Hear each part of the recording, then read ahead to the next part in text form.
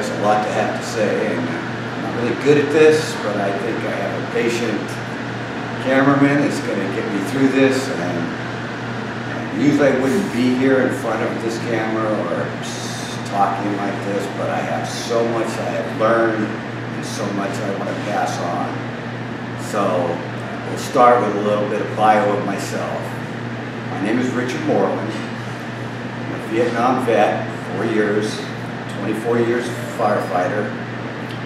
40 years ago I married my wife, Elizabeth Moreland. I was born and raised in Sacramento, California. We have 2 kids, Jason and Jennifer.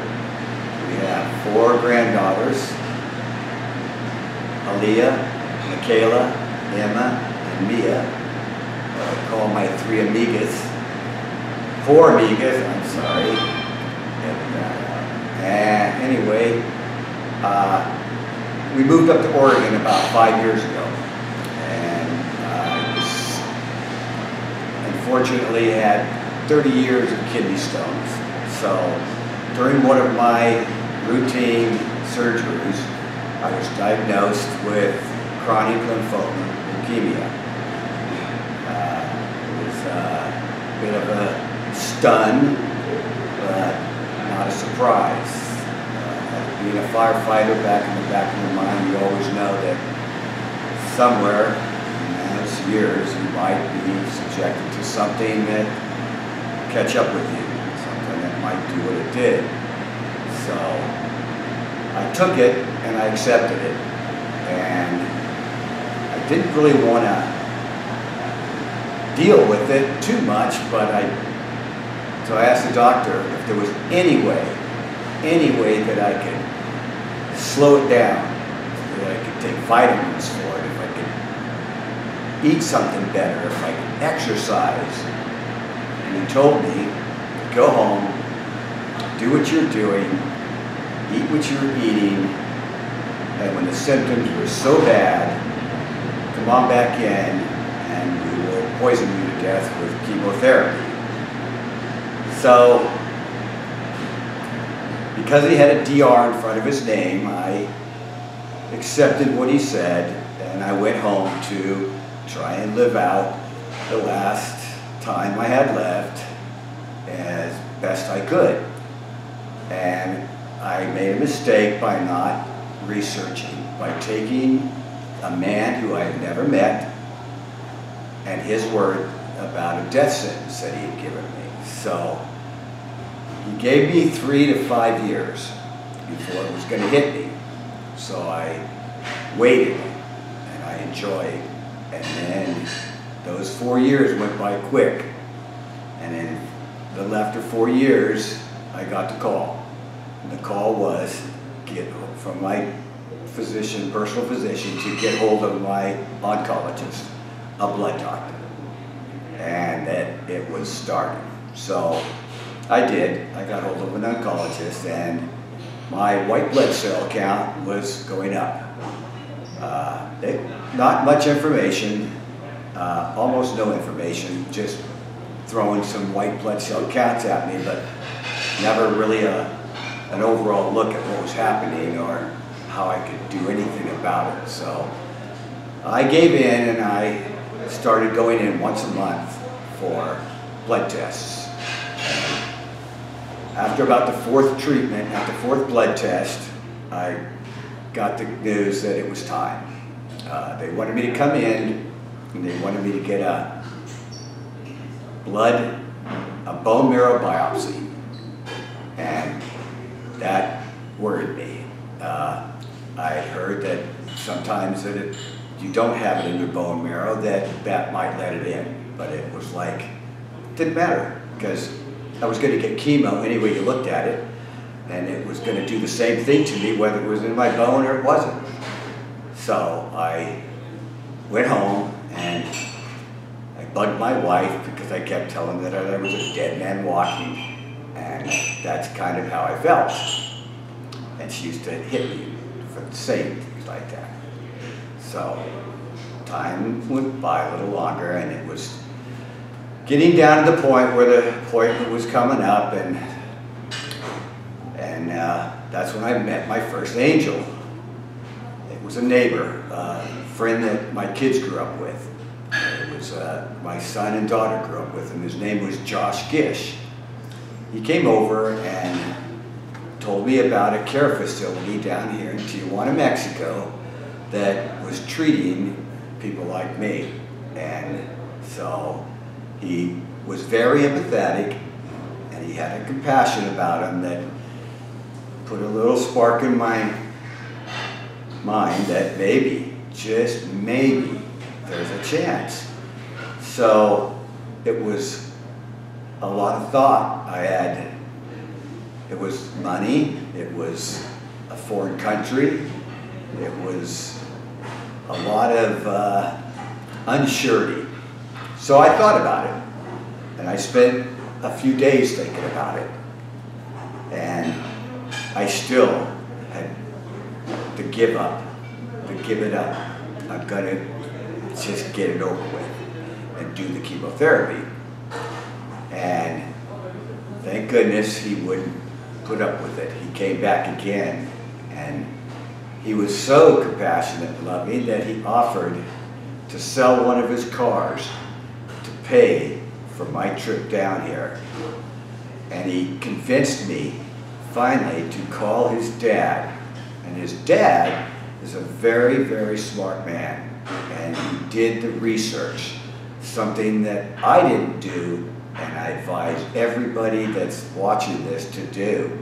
The information is out there. It's on the internet. It's around. You need to research. Don't take anybody's word for anything. It's your body. Treat it with, take the time and look up and do the research. So I talked to him. His name was Jim Gish. He is my new brother. The only brother I've never had a brother, but if I've ever had one, he's my big brother. He treated me as though a big brother would treat a little brother. He was not going to let it happen. So he kept on me and convinced me. And I think the story that convinced me the most was when he told me about his cousins that he had sent down here 10 years ago.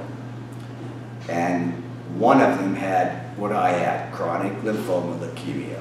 And the other one had tumors. They were all over her body and were attaching to her spine and bending her over.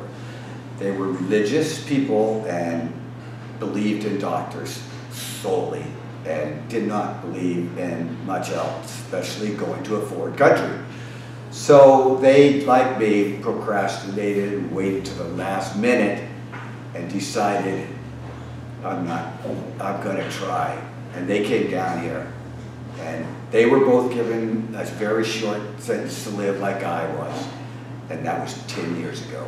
So it convinced me, and I jumped on a plane, and I flew down into San Diego, and I came here with a lot of anticipation, a little unsurety, a little scared, just a little of everything.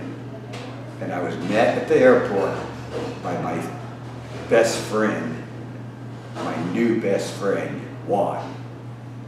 He picked me up, and we made the short drive across the border to Tijuana.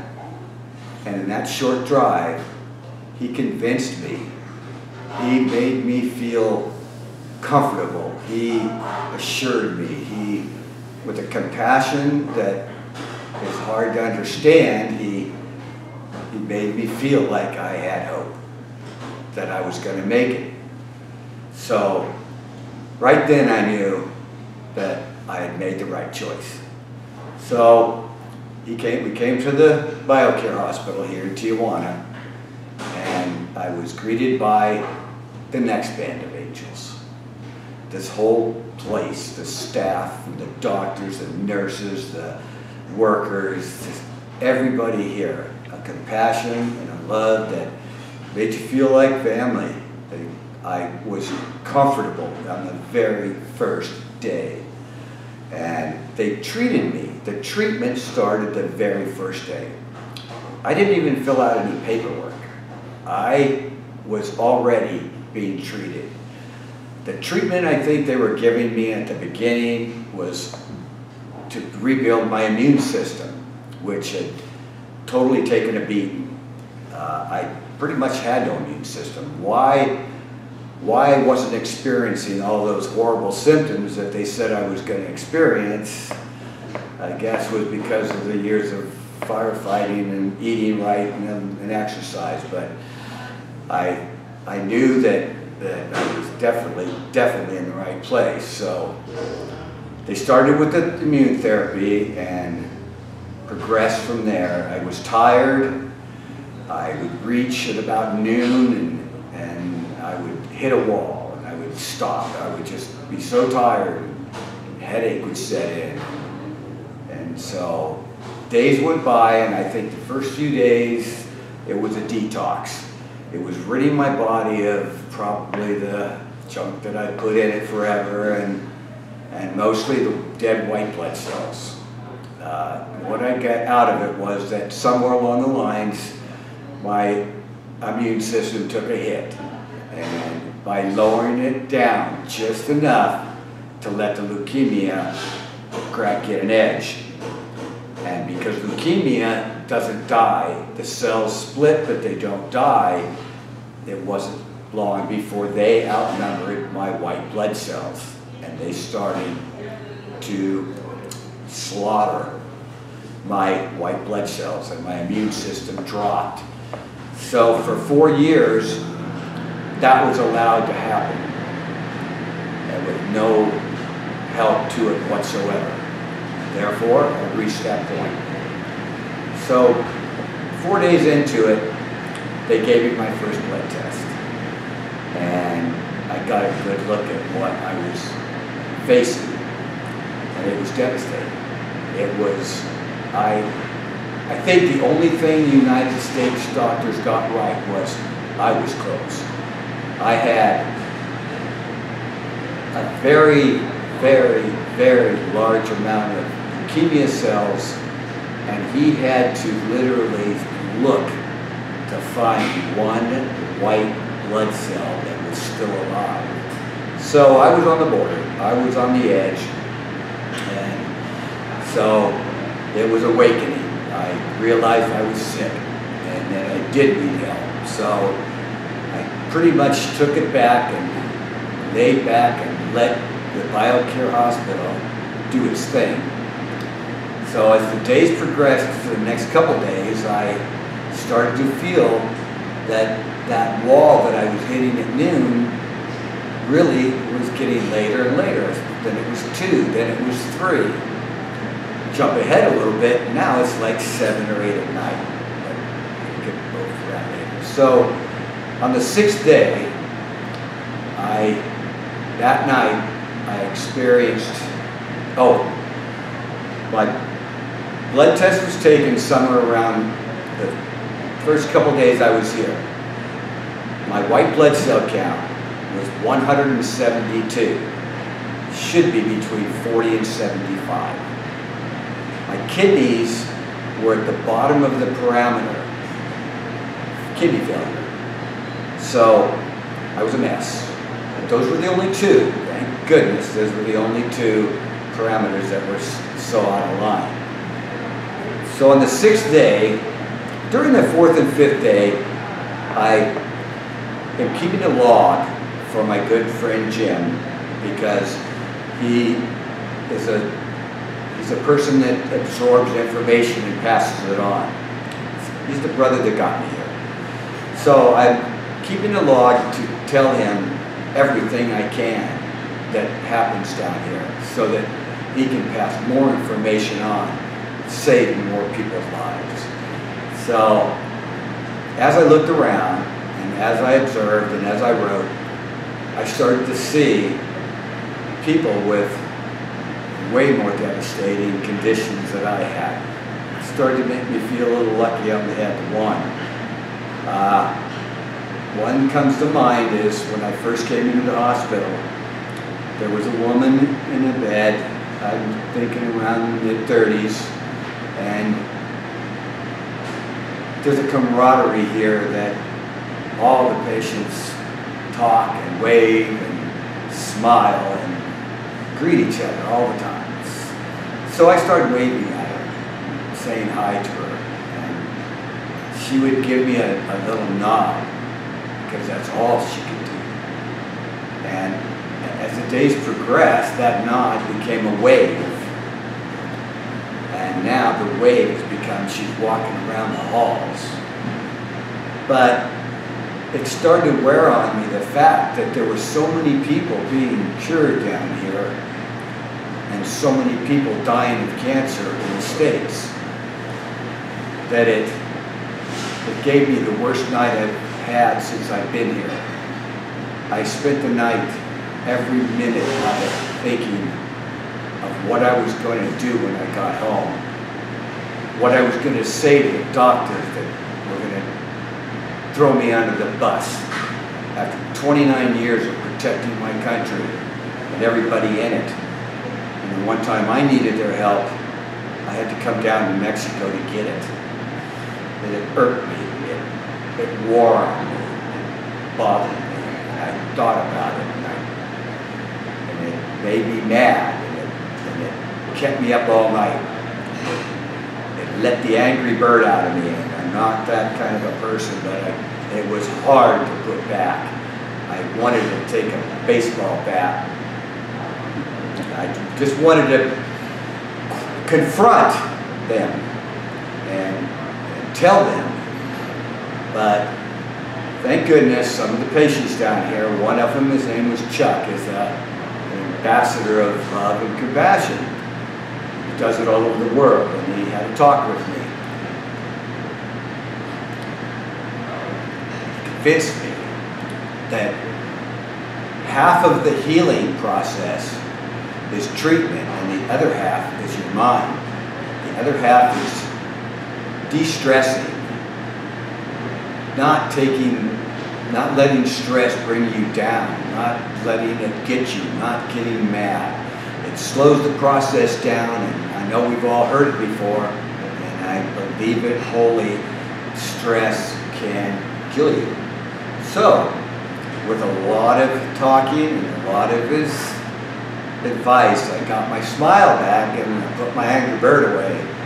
And because of that and my treatment has been doing much, much, much better. And I'm getting better. So I can go on and on about the patients here and the recoveries and what I've seen. And it's not just cancer.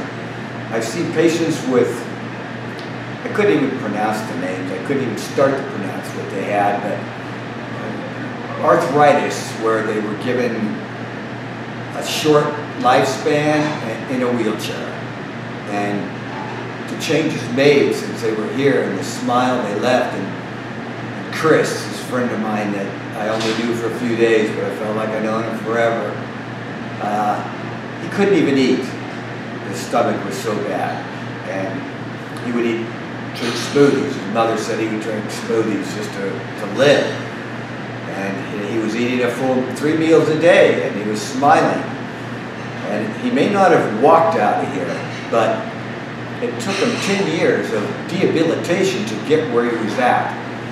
And they're not miracles, they're just love, compassion, and treatment.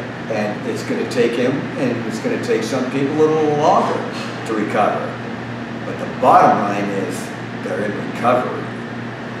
So I have been recovering and getting better, and my tiredness is almost gone, and I'm my happy-go-lucky self again. And I owe a lot to the hospital. So my stomach was also a total wreck. I ate crappy, I ate junk food, I ate the two killers of our society, sugar and white flour. Too much, way too much. So when I came here, I too was eating Tums like they were candy. I too was diagnosed with acid reflux.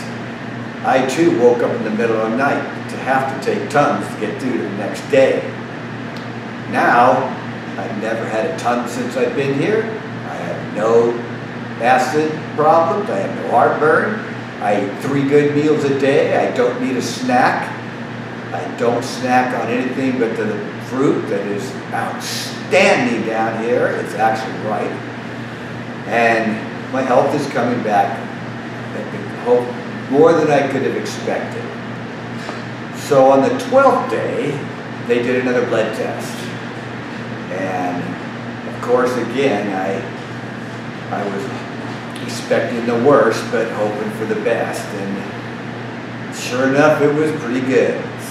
My kidneys were back to mid-parameter. My white blood cell count had gone from 172 to 110. And I'm pretty darn sure by next week it'll be within parameters. That means, sure, that means I'm back to where I should be. So, the blood test was good, and they have what is called a hyperthermal treatment, where they heat your body and it kills the rest of the cancer cells that are in my body. Well, my kidneys weren't quite up to par, and they didn't want to ruin what little bit with progress they made on my kidneys, so that was put off till next week. I don't mind a bit. Anything they do, I know is for my benefit, and so they can do what they want. So this week we're going to start stem cell therapy. I wasn't really sure of stem cell therapy, I didn't know what it was. Well, it's a therapy that now, and only now, which has been here for 30 years, is being recognized as one of the drugs and treatments to help cure cancer.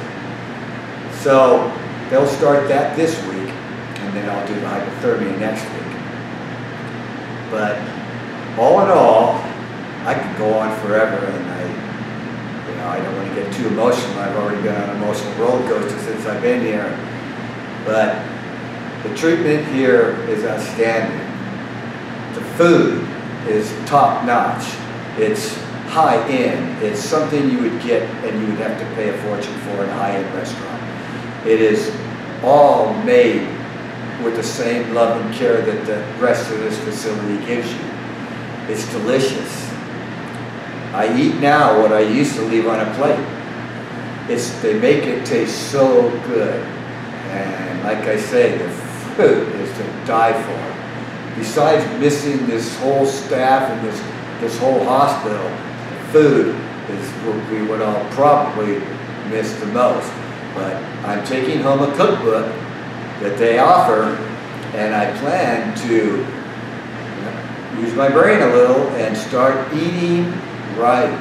Start taking care of my body. And abused it long enough. And it's taken a little bit of knowledge and a little bit of learning down here, but the whole package has just been incredible. It's just been an experience, a learning experience, not only treatment but learning. And all I want to do is go to the roof every day and just scream to everybody, if you've got cancer and if you're in a hospital right now, get out, get your shoes on and get out of there. And if they're not going to fix you up there, get down here, because they will fix you here. It's incredible that they've been doing this for 30 years. And for 30 years, we've been donating money to cancer research. Well, the research is here. The facts are here. What do you want to research anymore? So I think that, I guess, I don't want to go there, but I feel I have to at least say one thing about our healthcare maintenance. Our health maintenance system in the United States. Here, healthcare, there, health maintenance. It's not the doctor's fault. I was ready to confront my doctors, as I told you, but it's not really their fault. The scumbag pharmaceutical people, along with the lobbyists, have stuffed so much money into the pockets of our politicians, 90% of which are Republican. And if you don't believe me, just look at who passed the laws. One of the laws, which I'm sure not too many people know about, or maybe you have off this website, but they passed a law that says you cannot be treated for cancer by any other means in the United States except chemo, radiation, or surgery. None of which fix you, they just put you away. So it's not the doctor's fault, it's not the nurse's fault, and I'm pretty sure it's not the hospital's fault. Even though they did take the hypocrite oath of do no harm. And I think they've let us down on that aspect right there. So I don't want to blame the doctors, I want to blame the politicians and the Republicans who have shoved these atrocious laws down our throat. I spent 29 years protecting this country. And when it was my turn, like I said, they threw me under the bus. So I'm not going to go on. This angry bird's back in his cage, smiles back on my face. I'm happy, I'm recovering, and I just can't wait to get home to tell everybody. But before I go, before I sign off on this, I want to thank everybody here. I want to thank the doctors, the staff, the nurses, the workers that picked up after me. Diego, who came in every day with my meals with a smile on his face. That goes, everybody has a smile on their face. They're all such compassionate and loving people, and I just can't say enough about them, and I hope everybody sees this, and I hope everybody gets it. So my word to you is, don't take anybody's word. Do your research. It's your body, and the only person that's really going to take care of